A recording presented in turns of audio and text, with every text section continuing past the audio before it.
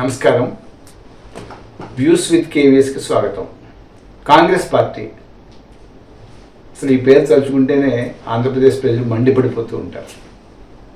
ఎందుకంటే కారణం రాష్ట్ర విభజన తర్వాత ఆంధ్రప్రదేశ్ ప్రజలు ఎన్ని కష్టాలు పడుతున్నారో అందరూ చూస్తున్నారు. ఏదైనా ముందుతే సంక్షేమ కార్యక్రమాల ద్వారా ప్రజలకు సాయం అందుతుంది తప్ప ఉపాధి కానీ మరొకటి కానీ ఏమీ లేవు అక్కడ. ఇప్పుడు ఈ విషయం ఎందుకు ప్రత్యేకంగా చెప్తున్నానంటే ఈ మధ్య కేవీపీ రామచంద్రరావు గారు, ఎన్ రఘువీరారెడ్డి గారు ఇద్దరు కాంగ్రెస్ పార్టీలో ప్రముఖులు. రాష్ట్ర విభజనకు వ్యతిరేకంగా కేవీపీ రామచంద్రరావు గారు లోక్సభలో ఎలాంటి పోరాటం జరిపారో మనం అందరం చూసాం. వాళ్ళకి టిక్కెట్లు ఇస్తామని కాంగ్రెస్ పార్టీ అడిగితే ఇద్దరు చెరో నమస్కారం పెట్టారు. నుంచుంటే డిపాజిట్ కూడా రాదు, మాలాంటి సీనియర్లకి ఎంతకు మించిన అవమానం ఉండదు, దయచేసి మమ్మల్ని వదిలేయండి అన్నారు. ఇదే పరిస్థితుల్లో రాజమండ్రిలో గిడుగు రుద్రరాజు గారిని, అంటే ఆయన మాజీ ఏపీసీసీ ప్రెసిడెంట్, ఆయన కాకినాడలో మల్లిపూడి మంగపతి పళ్ళంరాజు గారిని, ఇద్దరిని అతి కష్టం మీద ఒప్పించారు అని తెలుస్తుంది. ఒప్పించారని నేను అనకూడదు అని తెలుస్తుంది. వీళ్ళిద్దరూ పార్టీకి లోయల్ క్యాండిడేట్స్ ఇద్దరు. వైఎస్ రాజశేఖర రెడ్డి గారి హయాంలో గిడుగు రుద్రరాజు గారు క్యాంపెయినింగ్ కమిటీ చైర్మన్ చేశారు. తర్వాత ఒకసారి ఎమ్మెల్సీ కింద కూడా చేశారు. వైఎస్ఆర్కి మంచి సహచరుడైన.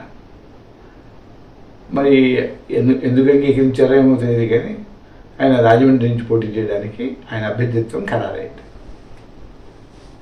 మళ్ళీ ఇప్పుడు మంగపతి పళ్ళంరాజు గారి గురించి చెప్పాలంటే కొన్ని వేల పేజీలు సరిపోదు. ఆయన అంత ప్రతిభావంతుడు.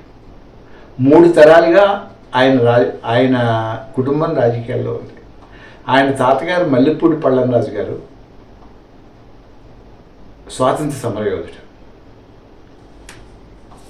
ఆయన కూడా కేంద్ర మంత్రిగా పనిచేశారు.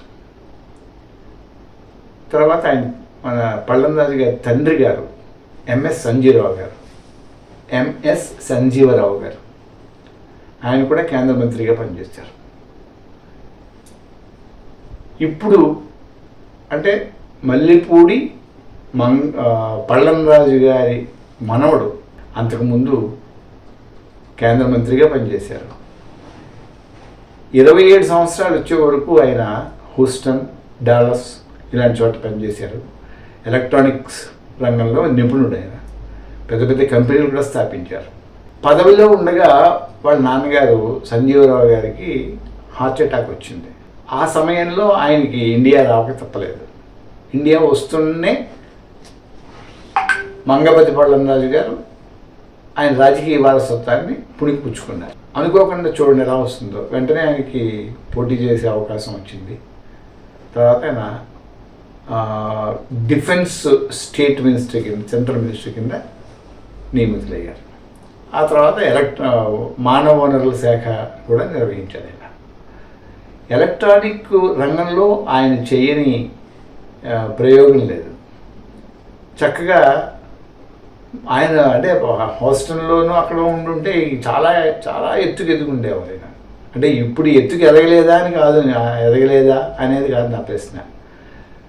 బంగారాన్ని భవిష్యత్తును వదిలేసుకుని రాజకీయాల్లోకి వచ్చి కాంగ్రెస్ పార్టీ చేసిన దారుణమైన రాష్ట్ర విభజన వల్ల రాజకీయాలకు దూరం అయ్యారు. ఇప్పుడు ఆయన్ని కాకినాడలో నుంచోబెడుతున్నారు. మల్లిపూడి మంగపతి పళ్ళంరాజు గారు ఇద్దరు చాలా జెంటిల్మెన్. చూడగానే వాళ్ళల్లో ఆ జెంటిల్మెన్షిప్ వాళ్ళ మొహంలో ద్యోతకం అవుతుంది. వీళ్ళు రాజకీయవేత్తల్లో కనపడరు, హుందాగా ఉంటారు. సరే, పార్టీ మీద అభిమానంతో దేంతో వాళ్ళు అంగీకరించారు. కాంగ్రెస్ పార్టీ చేసిన తప్పిదం వల్ల గెలుస్తారో లేదో తర్వాత విషయం. ముందు ఆయన వాళ్ళు అంగీకరించారు. అది కాంగ్రెస్ పార్టీకి పెద్ద వరం అన్నమాట. ఇక్కడే మనం కేవీపీ రామచంద్రరావు గారి స్టేట్మెంట్ని మనం గుర్తు చేసుకోవాలి. ఇంత సీనియారిటీ పెట్టుకుని ఈ వయసులో డిపాజిట్ లేకుండా ఓడిపోవడం, డిపాజిట్ కూడా రాకుండా ఓడిపోవడం మేము భరించలేము అని చెప్పి వాళ్ళు ఇద్దరు పోటీకి దూరంగా ఉన్నారు. అది ప్రస్తుతం ఏపీలో కాంగ్రెస్ పార్టీ పరిస్థితి.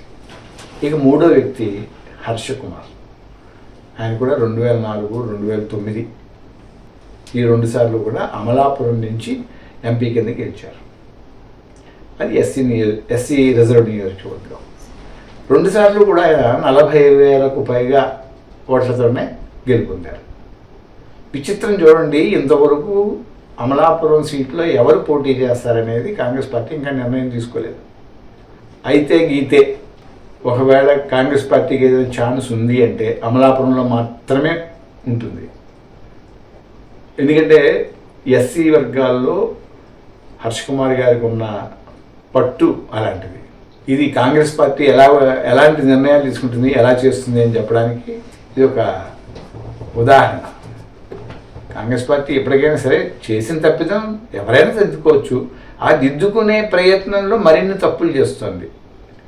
అంటే గెలిచే క్యాండిడేట్లు ఎవరో కూడా నిర్ణయించుకోలేని పరిస్థితుల్లో కాంగ్రెస్ పార్టీ ఉంది.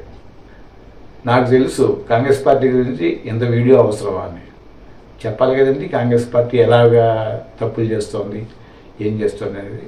అందుకే ఈ వీడియో. నమస్కారం.